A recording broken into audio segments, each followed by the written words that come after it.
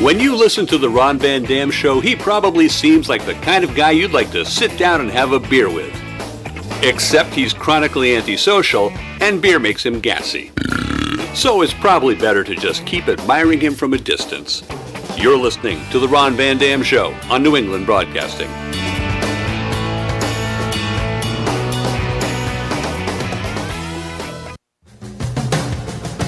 Good morning, good afternoon, good evening, good night. It's the Ron Van Dam Show. What are you trying to say?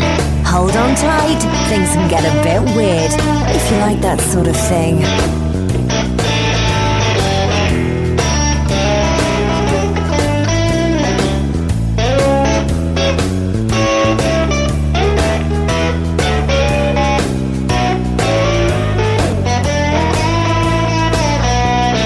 Hey, welcome to the program. It is the Ron Van Dam Show. Guess which one I am?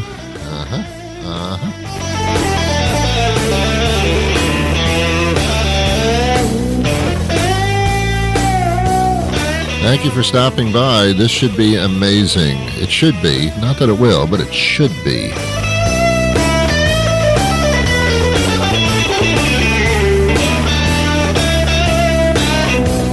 This proves that you have excellent tolerance. This is what I'm trying to prove to you. Okay, we get it. You got a theme song. We get it.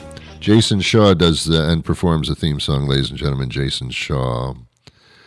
He wrote that for the show. Thank you so much, Jason Shaw. John Shanahan is your announcer, ladies and gentlemen. He's pointing out the exits right now, which I'm sure you're going to be using momentarily.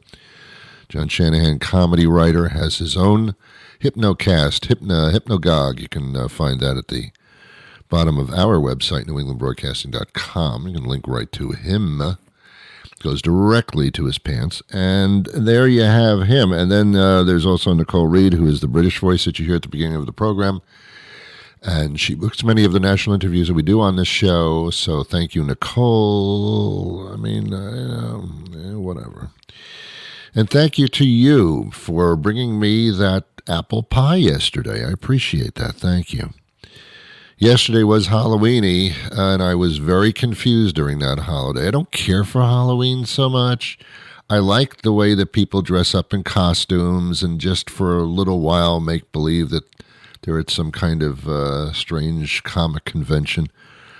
I like that part, but the violence thing with the blood and all that crap with the scaring people, I don't think people need to be scared. All you have to do is wake up in the morning and go through an entire day of your life, and you're scared enough. Just take a look at the news. That's plenty scary. I don't think we need to go scaring everybody supplementally. You don't need to.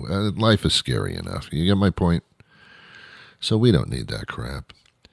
But I was confused yesterday because I didn't know the difference between Halloween and not Halloween. 7 o'clock last night, my doorbell rang. I opened the door.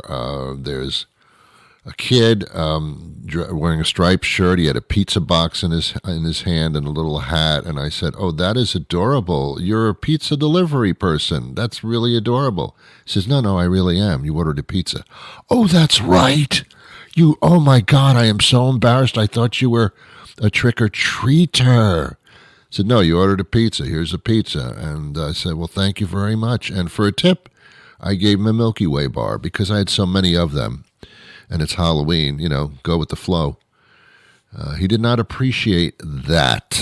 And I think he ate a couple of mushrooms off my pizza because a few were missing in key spots on the pie.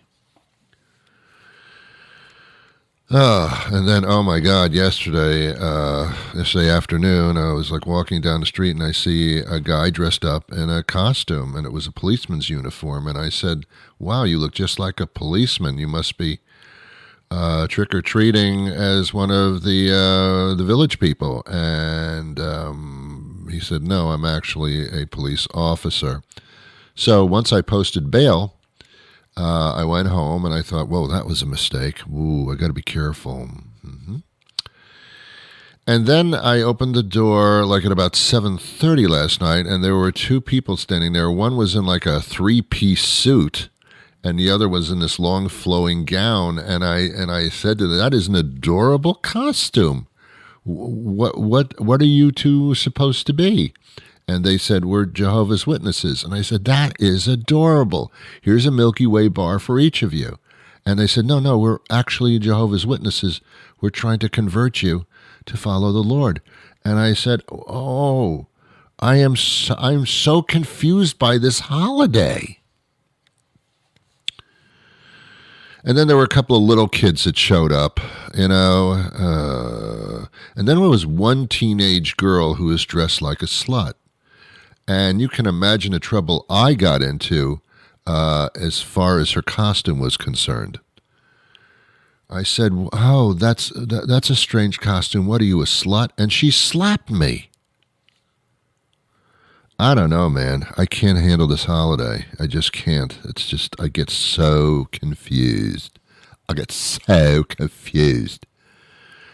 it's so annoying to get up and down from the couch, which I have trouble doing to begin with because I'm so lazy. And the doorbell rings and I have to get up and get it. Like, why do I have to do that? I don't know these people. Why am I running to the door around dinner time to see people, strangers coming to, what are you doing at my house? I didn't have a lot of trick-or-treaters last night because most of the kids in the neighborhood know where I live, and for that reason don't come to my house. I call them wise children.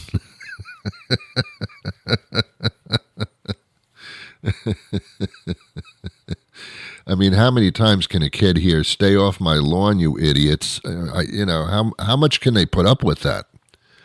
Anyway, of course I kid. I love Halloween. I love children. Whew. Anyway, it's over now. I don't have to put up with that for another year. I'm so sick of pumpkins. Everything's pumpkin flavored, pumpkin colored. Even Donald Trump is like the color of a pumpkin. I'm so sick of him too. It's amazing. Thank God the holiday is over. Pumpkin beer. Who would have something? Who would drink that? Pumpkin beer. Out of all the things you can come up with, pumpkin beer. And you know what? I drink a pumpkin beer because it's like I'm supposed to by law. I can't taste I can't taste a drop of pumpkin in that beer. I can't. All I know is I have to pee an hour later, and it doesn't make any difference whether I had pumpkin beer or whatever. I can't drink beer. It's like carbonated nothing. I don't understand that. I don't get the beer thing. I don't. I think I said on the show a couple of months ago, Guinness has come out with an alcohol-free beer.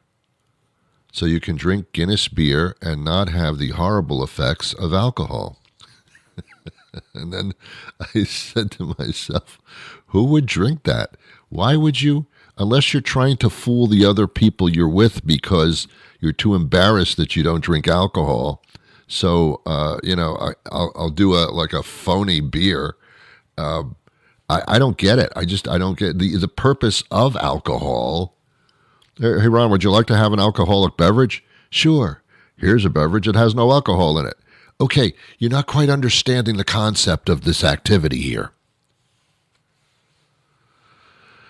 Alcohol-free beer. I don't, then why? Why don't you just have a ginger ale or a Coke? I don't understand you. It makes no sense. Alcohol-free beer. You're driving under the influence of what? There's no alcohol in it. Get it. Come on, get out of the car and walk a line. By the way, I can't walk a straight line even without alcohol. Give me that. Walk a straight line. You walk a straight line. I love that. I love that retort. I just love it. It's so stupid. It's so stupid Trumpy, you know. Hey, walk this line. No, you walk this line. What? Was that your argument? Is that part of your debate team training? I don't understand.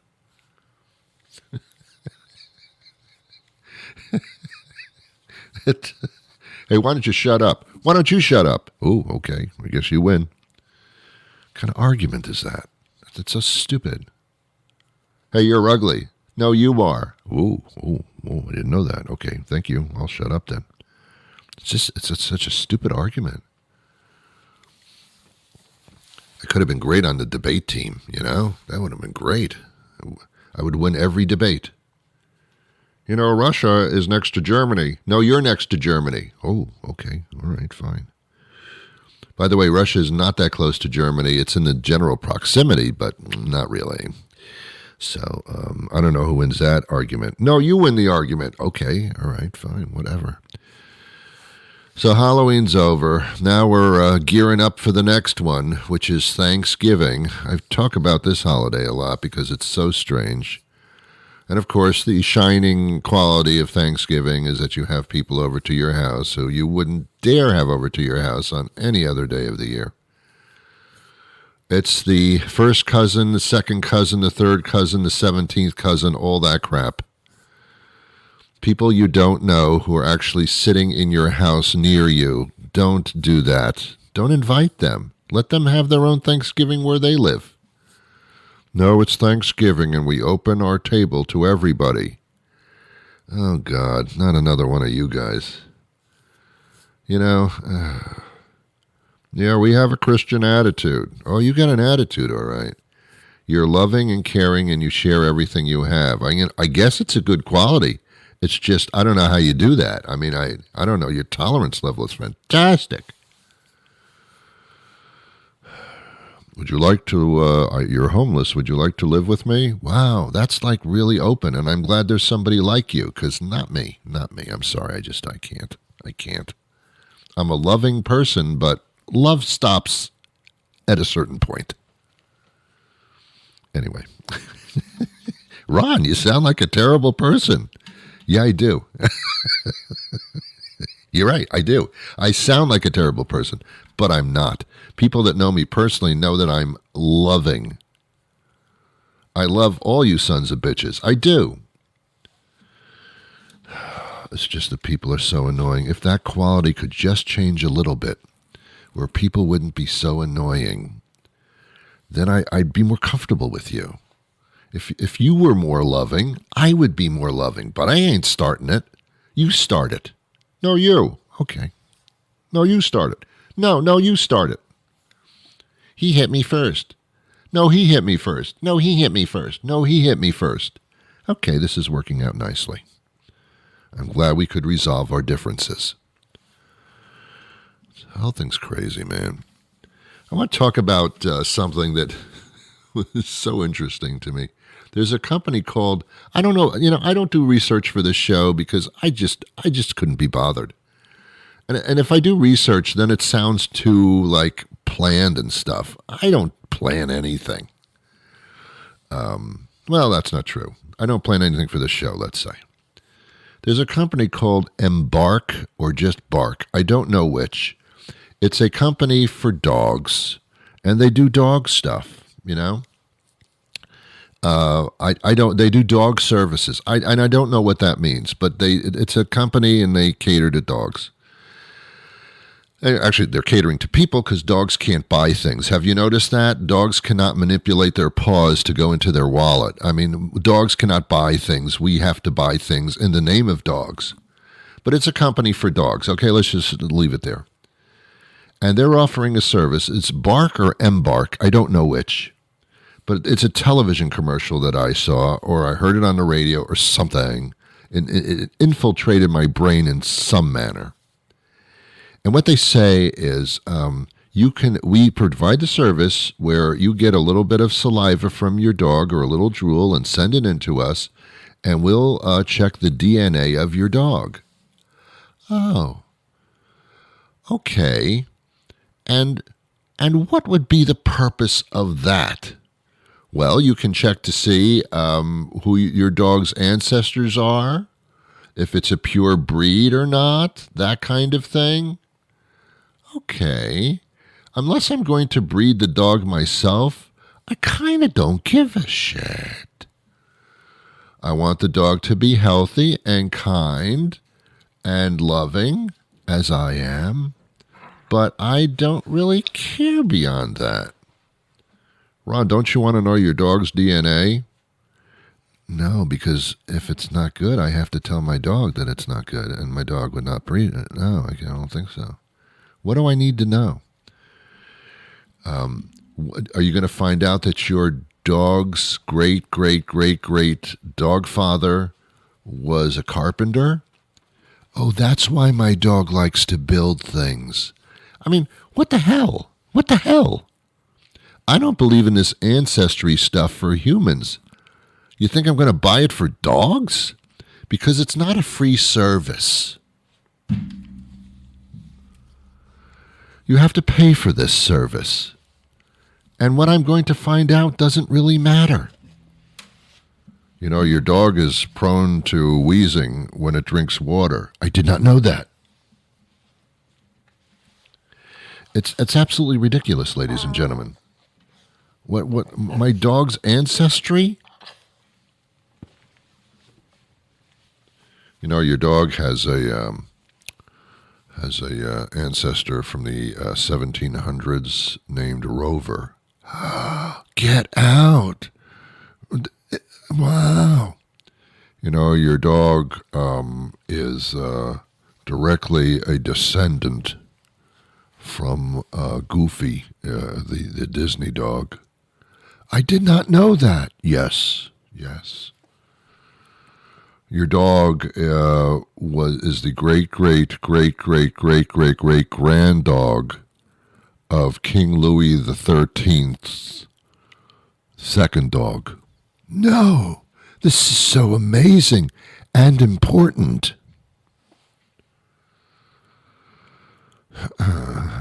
You know, your dog is allergic to liver. You're allergic to liver. Oh, okay. Good comeback. What do I care about my dog's DNA? Again, if you want to find out if your dog is a purebred or what kind of mix it really is, I guess that would help, but I don't know. I don't know what they can do with that. God. DNA. Do not appreciate it. All right. What's your DNA, by the way? What is it? 6? I don't know if they do. I don't know if that's the answer to that. Hey, Bob, what's your DNA? I'm 6. Wow. What's your DNA, Ron? I think it's 4. Oh. But my mother's was 17. That's what I can't figure out. Wow, she's got a high DNA. I don't know what that means. Do you? No. But we know what our DNA number is. Wait a minute. That's not the DNA number. That's the Powerball number from last Friday. Oh. I thought it was my DNA number. I guess not. Well, this is confusing, Ron. Who are you talking to me in a strange voice that Ron is making believe he can do? I don't know. I don't know either. Okay, all right. All right, we have an interesting guest coming up. But before we go to that, we have a short commercial break because it's very important that someone pays for this. Quite obviously, you are not going to do that. So I will ask you to listen to this. Do you throw boring parties? Do your guests stand about with tepid drinks in their hands, vapidly striving for anything interesting to say to anyone? Do they glance at their watches around 9 p.m. and say, "Oh, look at the time"? Your parties need something, and you know it. Your parties need me, Thompson St. Thomas, fancy bastard. For a gentlemanly, prearranged fee, I will arrive fashionably late to your party, bringing with me that dash of irresistible British charm and a soupçon of the joie de vivre of the French. Soon I'll have your guests regaled with stories of my vacation villa in Saint-Tropez, my zany youthful adventures in boys' school, And that one time I met the prince. Quite a story. For an extra fee, I could be the cheeky one, telling blue jokes and winking roguishly at all the girls. Got a piano? I've got a repertoire. Because what English gent can't just sit down at the Ivories and knock out everything from a raucous pub tune to a bit of Gershwin? I know I can. Because I'm Thompson St. Thomas, fancy bastard. And I'll see you at your next party. What time shall I arrive? Ingrid Newkirk joins us now. She is the president of PETA. And, oh my goodness, I've been looking forward to speaking to you today. She's got a great book here that's 250 Vital Things Your Cat Wants You to Know. This is incredible. I've been looking for this book forever, and here it is. Thank you for doing this. I'm delighted to have done it. There are so many people with cats who know someone with a cat, and it's important to have tips on what they're thinking about, what you should do for them, how easy it is to properly care for them, and what never to do. Wow, it's this is great. I could talk to you for hours, but we're not going to. But there's a lot of tips in the book. We're just going to cover a few of them, but it's amazing. Here's the most important question, I think. Like, what do you do if your cat goes missing? How do you retrieve a cat? It's not like a dog where they come back to you, and dogs don't even do that. It's very scary if you lose your cat. Yeah. I never thought it would happen to me, and it did. One of my cats got out through a tiny crack. You know, they can squeeze into anything, Yes. or through anything. A window was left open, just a tiddly bit. It was night, and she crossed the road because there was no traffic, so she didn't think anything of it. Went under a bush. It started to rain. She moved in the other direction to hide, and she was, when I finally got her back, thank goodness, 11 days later, scared, thin, frightened. She was, she had disappeared, thinking that she couldn't come back over the traffic-filled road the next morning, and so she kept going. But I did it. I give lots of tips in the book. You talk to every child in the neighborhood. You talk to the mail carrier. You look in pipes and down drainage ditches. You go out at night when it's really quiet, and you call and you listen because, as I say, they get scared and they get stuck places. Yes. But the biggest thing I did, the best thing that got her home and made someone call 11 days later, was I got giant pieces of plywood and I put them up at all the intersections, and I simply said, reward, cat, and her color, and then the phone number where I made sure I was always at that number. Yes. I never put her gender because I think people go, oh, that's a male, no, it's a female, no, that can't be the cat. But I also went to every shelter in person every day because they're very busy, and just a call is not enough. But she came home. She came home. And I've got lots of tips of what you should do, like bang on car engines before you move them to make sure she's not up under the hood. That's good for any cat in winter anyway. Cats can hide anywhere. You think that your cat got out, it could be like sitting in the basement or under a couch, and just it's weird. Here's an important question for you. What's the biggest hazard to a cat in one's home? Well, there are several, and I mean electrical wires. Certainly, somebody can be bored one day and start chewing on them. The dryer is a terrible thing. I've had wonderful people who care about their cats deeply, who heard a thump, thump, thump in the dryer and thought, oh, Johnny's put his sneakers in, and it turned out it was the cat. They love to get into a warm dryer, so you always check that before you press the on switch. Houseplants, you've got to be a little bit careful. Things like hydrangeas and so on. Anything a heart-shaped plant can be very dangerous. Their mouths can swell and so on. But I would always keep the Poison Control Center number, which is 855-764-7661, 855-764-7661, on my phone, on the fridge, and if something happens, then, you've got to get soapy water or hydrogen peroxide mixed with warm water down their throats and get to the vet. Better a vet than a regret. Don't use pine cleaner. Don't have a folding bed that you suddenly put together, and don't look under because they hide. They love those little spaces, and so they are a hazard themselves unless you're checking and you're very vigilant. When I was growing up, it was common practice to declaw your cat. Now it's not, which is great because I wouldn't want to be declawed myself, and so I don't do it to animals. But nonetheless, how do you have furnitures and couches and things like that when those nails they're just exercising their nails? What do you do? Well, that's an excellent question because cats got to scratch. That's part of what they do. It's their nature. They stretch their backs and they get rid of their claws. But you should be trimming, of course. If you have a cat, you should always trim the nails. If you're scared of doing it, have the vet do it. But if you let them go and you haven't provided something else other than your couch, then it's your fault. So I always say we need to get out there, get a big stump from the woods, bang it around and leave it outdoors for a while to get rid of the bugs, then bring it in and let your cat scratch her heart out.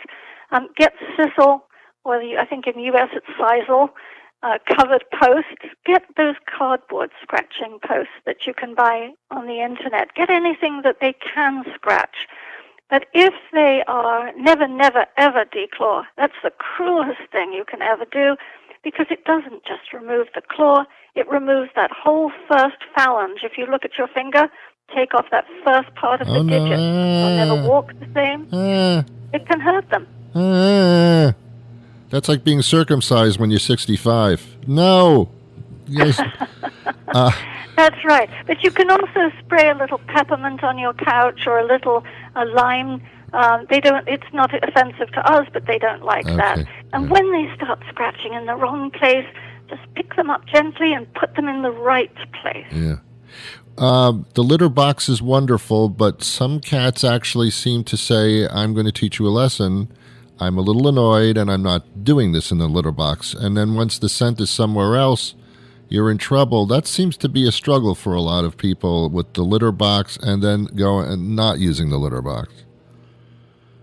It's funny, Ron, because, would you like to go into a bathroom and there's waste, human waste on the floor and you have to step around it? They're so fastidious.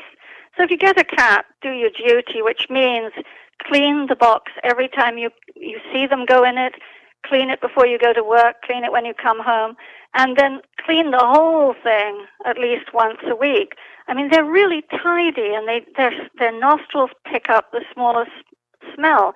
So you want to have a clean box. They may be figuring out a clever way to tell you that you're not doing them right by their litter box. I would get corn cobs, not clay, because corn cobs clump. Oh. That's a mouthful. But they also don't clog the intestines if they get them on their paws.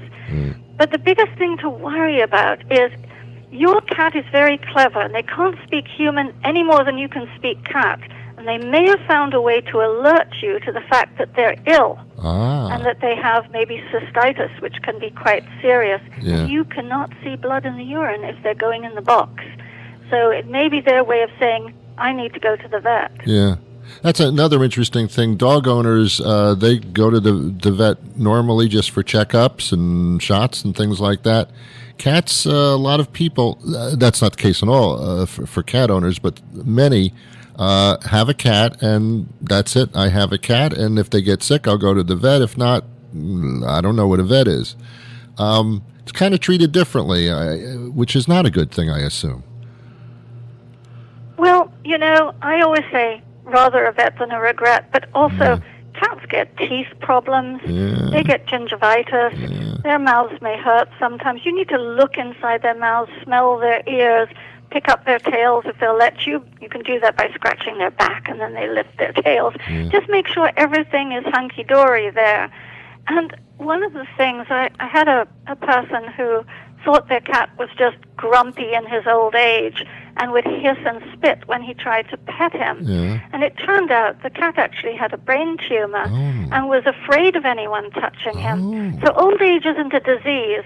You get aches and pains and things go wrong as you get old, but old age itself isn't a disease. So if the cat starts to behave differently, then maybe it's something physical. Don't just write it off, you know? Interesting. I could talk to you for hours, but I'm not allowed. But there is a book that covers all of this. If you're a cat owner or you know somebody who has a cat, this is the book, and get it before the holidays too. It's precious. It's the Bible. It's 250 vital things your cat wants you to know. It's really important. Hey, this has been great. How can we get more information, and tell us how we can get in touch with PETA as well, because they do stuff like this all the time. Thank you, Ron. Please, anyone who'd like any information about anything to do with animals, wants to help them in any way, go to PETA.org, PET.org. Ingrid, you're amazing. I appreciate your time today. Well, that'll do it for me today. I'll be back again tomorrow with a brand new program as soon as I find out what my DNA is. But I found out what the DN is, but they didn't send me the A, so I don't know yet. Join me tomorrow. Will you do so? I appreciate that. If you enjoy the program, and I think that's a stretch, do that little like thing or follow or subscribe or whatever. If you're listening to me on a radio station, tap the top of your speaker in showing love and compassion. I have no idea how to do that. I don't know what I'm talking about. Have yourselves a wonderful day. I wish you peace.